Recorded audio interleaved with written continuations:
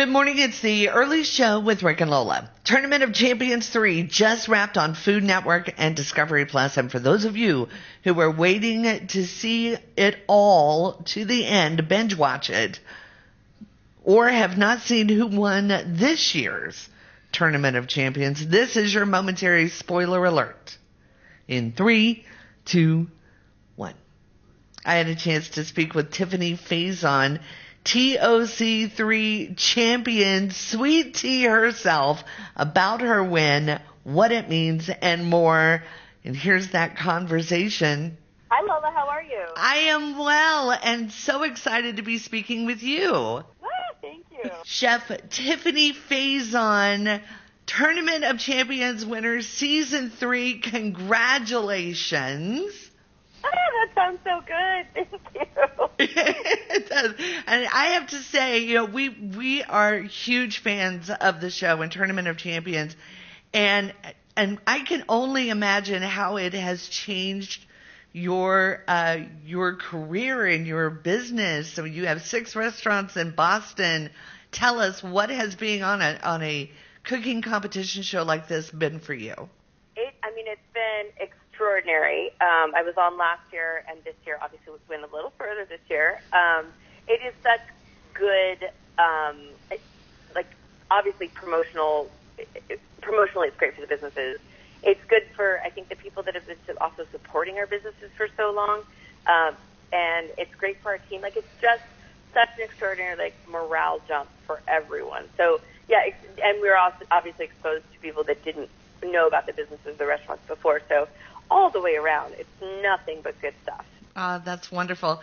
Now, in the finale, you made the comment, always a bridesmaid, and you were psyching yourself out to come in second. But also, in less than 10 years ago, you were bussing tables. So, this has to have been, it's like a whirlwind in chef world, chef time. In some ways. I think 10 years ago I was cooking. I've been cooking for the better part of the last 22 years. But when I first started in restaurants, I went from bussing tables to being an executive chef in about 6-7 years. But I've been cooking for 22 years. So, but I have been, Top Chef Season 1 came in second. Top Chef Duel came in second. So there's a history of me getting very close and then never fully getting there. And so, going through every round, eventually, the idea of getting to the finale was not something, I knew I could do it. I didn't, I just had to keep my head down and kind of go one round at a time. And then when I got there, I knew I had cooked my heart out. I was proud of what I had done, but I know how good Brooke is. And I almost got, you get to the end and I thought, don't let your heart get set on this. Because it's I'll recover, but it'll take a minute. So right. I was starting to really grasp this place of it's okay if you come in second, it's okay. And also not, I'm so tired of being second. Okay. So, yes. I'm sure it's exhausting because, sure, they give you, 50, 55 minutes on that randomizer, but you've got to come up with a concept. You've got to put it all together and think very quickly on your feet. Oh, yeah. That's one of the brilliant things about Tournament of Champions. The randomizer is the great equalizer between all of us. No one gets a leg up when that thing lands. We're all, whoever you're competing against, you're in exactly the same boat, whether you want to be or not, whether it's an easier role or whether it's an impossible role. Right. And when you're cooking those rounds, you are simultaneously, right now, in the present, in the future, in the 15 minutes after that, and then the end dish. And so you're cooking and thinking and working things out, and you have to do it very quickly and also be able to adjust and continue to push yourself throughout the round. It is as hard as it looks. It seems like of all of the reality shows out there, this one is the most real because of that randomizer. You can't fake that.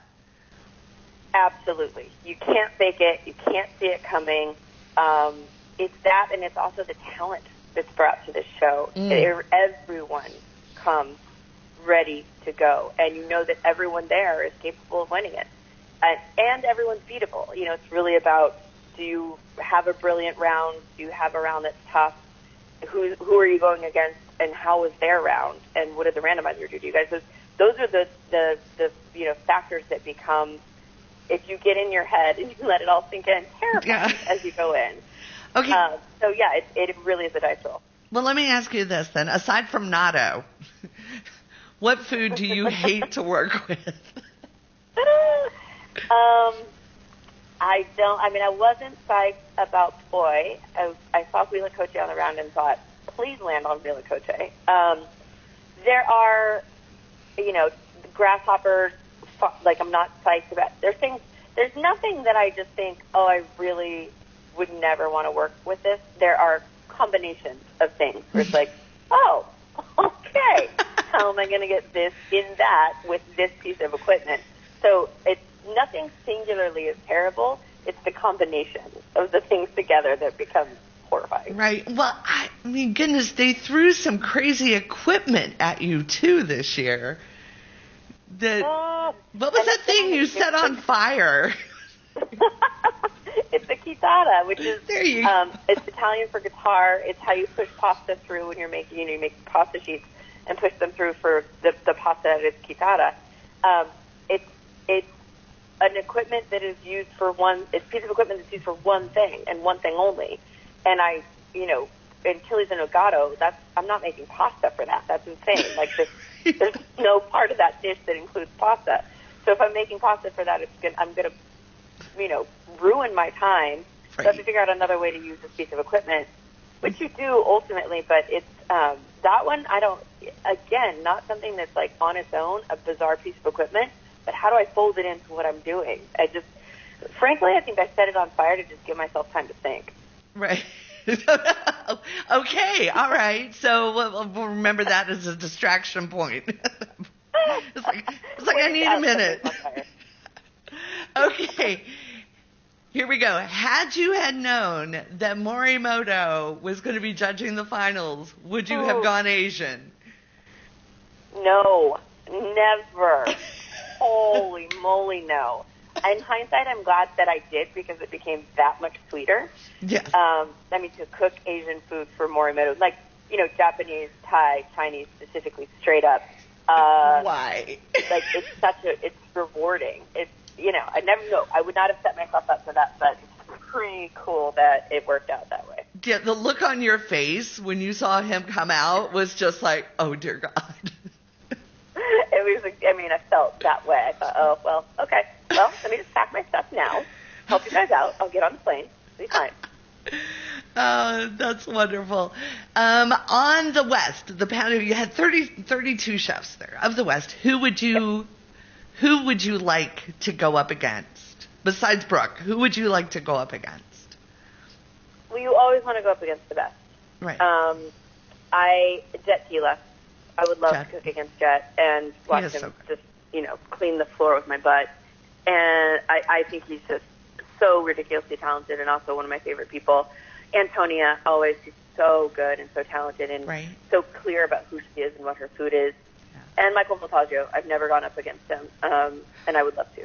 I love everyone. I love everyone. The brackets this year were just insane. Just the amount of talent that was there. Now, you actually came in season 2 as a play-in.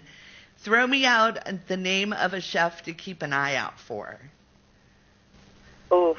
I think for next season, people that will probably be back that aren't getting the due that they deserve yet. Shirley Chung is brilliantly talented. Joe Sasto is a young chef that's on his way up.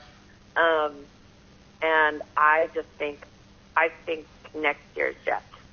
He's going to have to come through me for it, but I think he's just so good. I just watch him and he blows my mind. Wonderful. Again, we're talking with Chef Tiffany Faison. We are out of time. Thank you so very much. I appreciate it, and congratulations. Lola, thank you so much for having me, and thank you. It's so nice to be on the winning end of this finally. Chef Tiffany Faison, winner of TOC3, took home $100,000 and the belt. See all 3 seasons of Tournament of Champions on Discovery Plus. You can find out more on our website at 103cir.com.